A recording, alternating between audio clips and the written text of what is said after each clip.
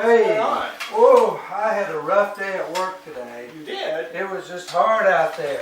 I worked really hard. Well, good for you. Yeah, I'm hungry. You're hungry? You're cooking something there. I'm making my award-winning chili with cornbread. Oh, well, I love your chili and cornbread. I know, I make some good chili. Oh, no, give me some. You want some chili now? Yes. I need it now. I'm really hungry. I worked really hard today. Okay, I'll give you some chili. Oh, good. Yeah. But you know, first, I'd like to have that new computer that you bought. You want my computer? I need a new computer, and I know you just bought one. That I work with? You want my computer that I work with? Well, yeah. If you want some chili, I'll give you. You let me have your computer. I'm awful hungry. Yeah. You take this computer. You're going to do it? You give me some chili. Oh, give me some goodness. chili. Look at this, a brand new computer. Yeah. I love this, Tim. Thank you so much. Oh, give me some chili. I want my chili now. Some chili so you can settle down here.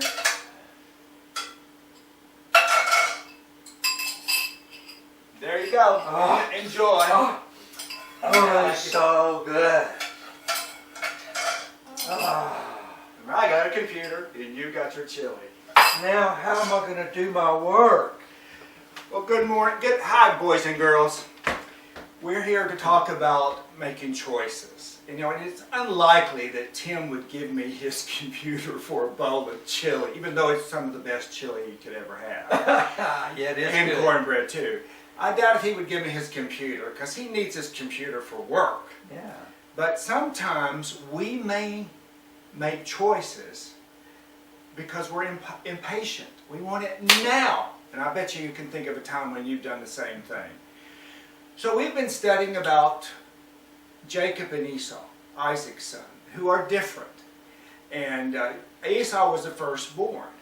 And Esau made a choice about his birthright in the story that we're going to talk about today, hear about today.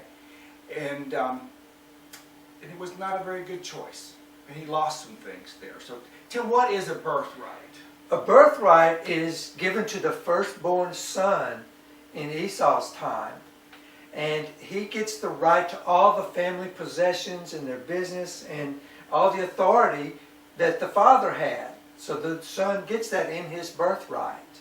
And when Esau gave up his birthright for a bowl of stew, he gave all that responsibility and authority over to Jacob. So Jacob became the leader, will become the leader of the family. So we're going to stop here and read the story and look at the video, and we'll be right back. Hey boys and girls, it's time to read the story about Esau and Jacob. So get your family activity book and turn to page 22 to follow along with me or read along with me. And it looks like this, and there's the pictures, the birthright. And it's Genesis 25, 29 through 34. Okay. Jacob and Esau grew into young men. One day Esau came in from hunting and was really hungry. Jacob had just made a pot of lentil stew. It smelled so good that Esau asked Jacob for some. Jacob said, "Sure, but you must trade the stew for your birthright." Esau thought about it. His birthright would make him leader of his family when he was older. But that would not happen for a long time. And he was very hungry now, so he agreed. Esau didn't think about his choices for very long. He made a quick and unwise decision. So I wonder, do you think Esau would have made the same decision if he had stopped and prayed for God to help him decide?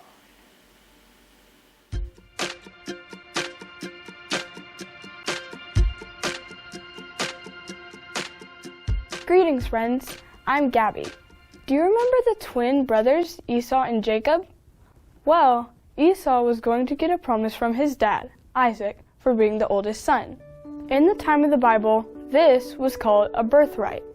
The promise that Esau received from his dad, Isaac, was that he would lead the family and take his dad's job when he got older. One day, Esau returned from hunting and was really hungry. His brother Jacob had made some soup, and he really wanted some. So, he made a quick decision to trade his entire promise from his dad for a bowl of soup. He traded something so big for something so small. But what if Esau stopped and prayed? Instead of stopping to pray, Esau made a quick decision so he could get something he wanted right away. It's important to remember that God is always available to talk to us and help guide us to the best decisions. I really think that God would have reminded Esau of the amazing promise that he was giving up. Esau would have realized that the bowl of soup was not equal to his birthright. Last year, my parents gave me a bicycle that I've been wanting for so long. Having a bike meant I could go to my friends' houses and we could all bike to school together. One day at school, a boy in my class had the best new video game. He said I could come to his house and play if he could have my bike. In the moment, I wanted to play so bad that I traded my bike to play the game. When it was time to go home, I realized I didn't have a bike to ride home on. Friends, decisions are hard to make sometimes, and we don't always make the best choices. But when we pray and talk to God, God helps to guide us to the best decisions.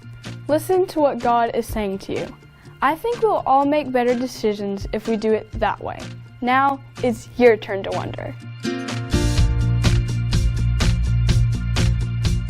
Okay, boys and girls, what we've learned in this story with Esau and Jacob is that Esau made an impulsive decision and gave up his birthright. So if he had just stopped and went to God and prayed with God and asked for God's help in that decision, would he have made a wiser decision? And probably yes, he would have. He wouldn't give up his birthright. We all do this. I'm sure there's times when you have made a decision to play with your toys and not clean your room, and you may have gotten something taken away, like the TV privileges, because you had to play with your toys and you didn't want to follow through in cleaning up your room. So what we want to talk about today is just that. When we all have decisions to make, let's go to God for God's help. Do you know what decisions you have to make sometimes? Sometimes we don't know when we're making decisions, but in your activity sheet right here, you can go in and write down things that you are concerned about, or you have to make decisions about, or you can even draw about it here on the paper. And then also on the back of that, you can connect the dots to find out something else you can do to help you make that decision. Yes. And Tim and I are going to show you a process that when you feel that impatient and you want to make a decision right now, how you might be able to intervene there or stop it before you make that impulsive decision and regret it later. So it goes like this. When you want to stop, you go, stop! And then you pray, God's with us everywhere. Okay, one more time. Stop! Pray, God's with us everywhere. You guys have a wonderful week. We love you. Love you. Bye. Bye-bye.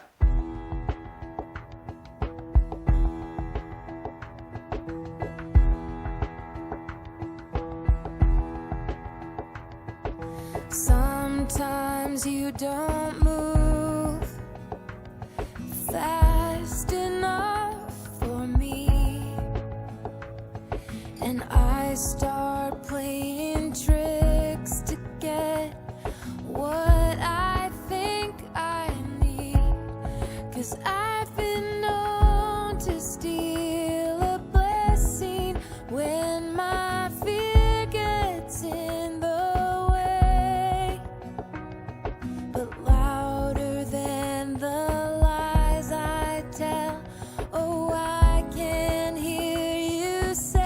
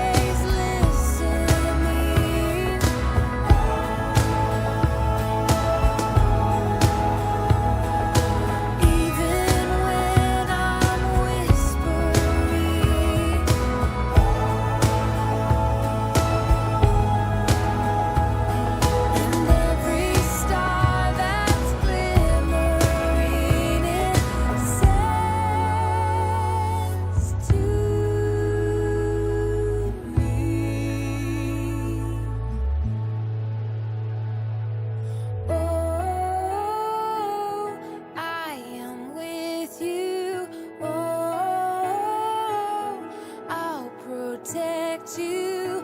Oh,